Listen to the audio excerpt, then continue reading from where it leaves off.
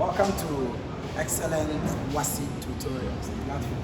A platform that normally will discuss with you the easy way of how to attain excellent results or A1 results in all your Wassce. Today we have CRS to discuss, and in CRS we are going to make a particular story really short and really interesting for you. It is highly predictable in the Wassce, and therefore I'd like to discuss. This is considered as Deborah as a leader. Now Joshua has been repeated twice. Moses has also been repeated twice. Joseph has been repeated twice. And therefore Deborah is highly predictable in this 2022 Wassce. We would like to discuss this story. We call it the war between the Israelites and the Canaanite army, or the war between the Israelites and the Canaanites, or Deborah as a leader. Now, the role of the judges, that is what we will start with. In Israel, what happened is that when they reached the promised land, of which Joshua was the one that led the Israelites to the promised land. Now, when they reached the promised land, while Joshua was there with them, the Israelites, they did what was right in the sight of the Lord. They did what was good in the sight of the Lord. They followed the Lord strictly and obeyed all his commands. Immediately, Joshua died.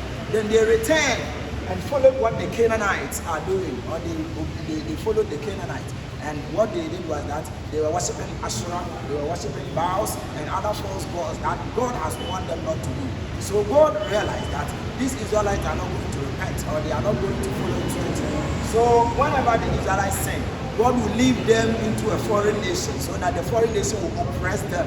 They will oppress them and afflict them with heavy burdens. Then, out of fear, they will cry again to the Lord. Then the Lord will now give them a deliverer. A deliverer means someone who is going to be a leader among them, to lead them and fight against their enemies, and God will bring victory. When God brings victory and they live in peace, they will still return to do what was evil, and they will cry, or God will lead them for a foreign nation. The nation will oppress them. After that, they will cry, God will send them a deliverer, they will come and deliver. That was what was happening. So it was in the form of a cycle. So it was disobedience, oppression or punishment,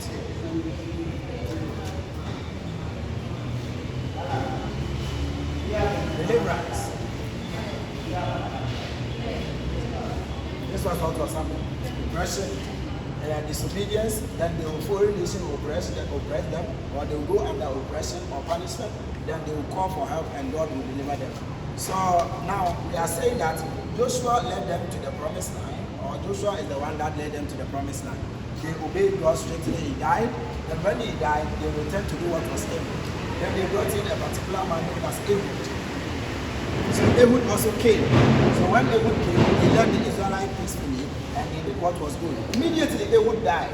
They did what was evil in the sight of the Lord again. Then now, the Lord made the Israelites to go under oppression, a hard oppression. They were being conquered, or they were being ruled by the Canaanites. The Canaanite king is called King Jabin, the king of the Canaan. The Canaanite king is called Jabin. This King Jabin reigned in Hazor. Then this King Jabin also had his army commander, or the commander of his army. The commander of his army is called Sisera. This Sisera reigned at the military camp we call Wassce CRS.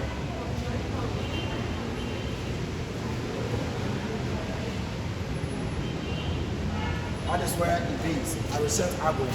So these people had 900 men of chariots of iron, 900 men of chariots of iron, and they oppressed the Israelites, They came under the oppression of the Israelites for 20 years. 20 good years, King Jabin and his army commander, Sisera, oppressed the Israelites and bore them with hard labor, and they pressed hard upon them. Then, the Israelites cried for help again. Then by this time, God appointed to them Deborah, or God called Deborah to come and save them. The Bible gives us a little bit of history about Deborah. So Deborah is a woman from the tribe of Issachar, and she is married to a husband called Lapid. So in the Bible, when they ask you about Deborah's husband, Deborah is from the tribe of Issachar, and she is a woman and her husband is called Lapidot. And this Lapidot is also a man of God, he feared God. Then, this Deborah already was serving the Israelites as a judge. Now, as a judge, she used to sit under the palm of Deborah and judge issues or warn the Israelites to do what was right in the sight of the Lord. That is what she used to do. Then God called Deborah to be a prophetess. As a prophetess, she will receive message from God and want the people to do what is right. So when God talked to Deborah, told Deborah, summon Barak, who is the son of Abinoam.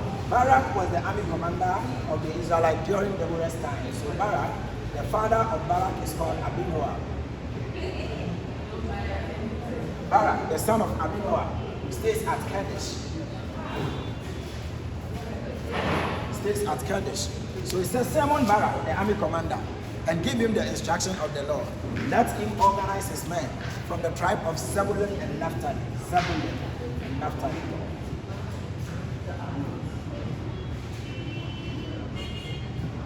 From the tribe of Zebulun and Naphtali, so that they will fight the Israelites, or they will fight and organize their men to go and fight the Canaanites, and they are assured of victory, or they will win this particular war.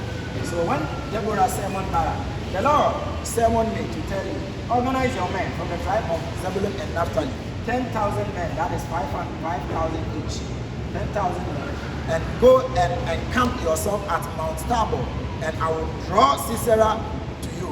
And when I draw Sisera to you, they are going to what? They are going to be in your hands, and you are to what? Conquer them.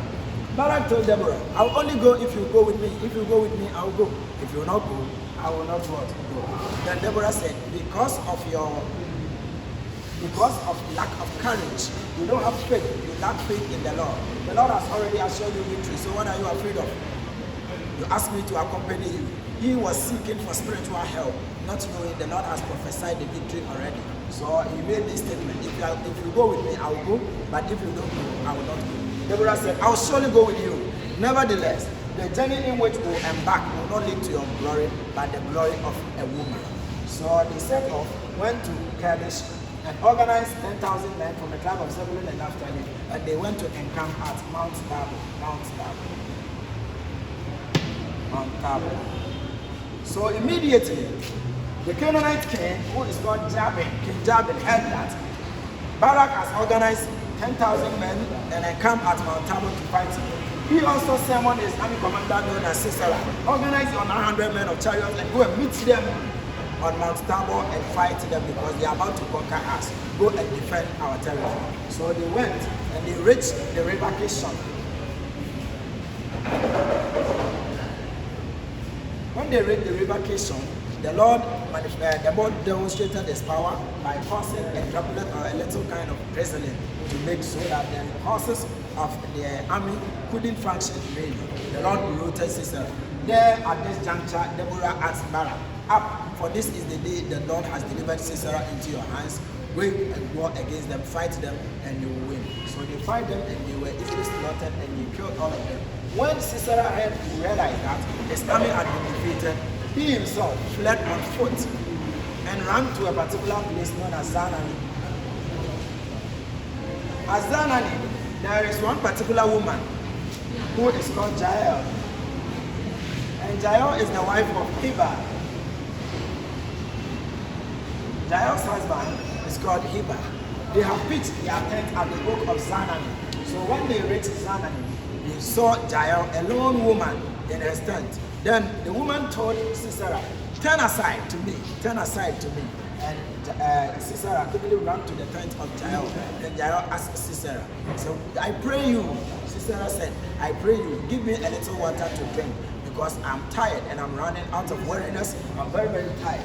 Then Jael brought Sisera to himself, opened a skein of wine, and gave Sisera to drink. Immediately, Sisera took in the skin and the milk out of weariness. He fell asleep. He told Jael that stand at the tent or stand at the gate of the tent.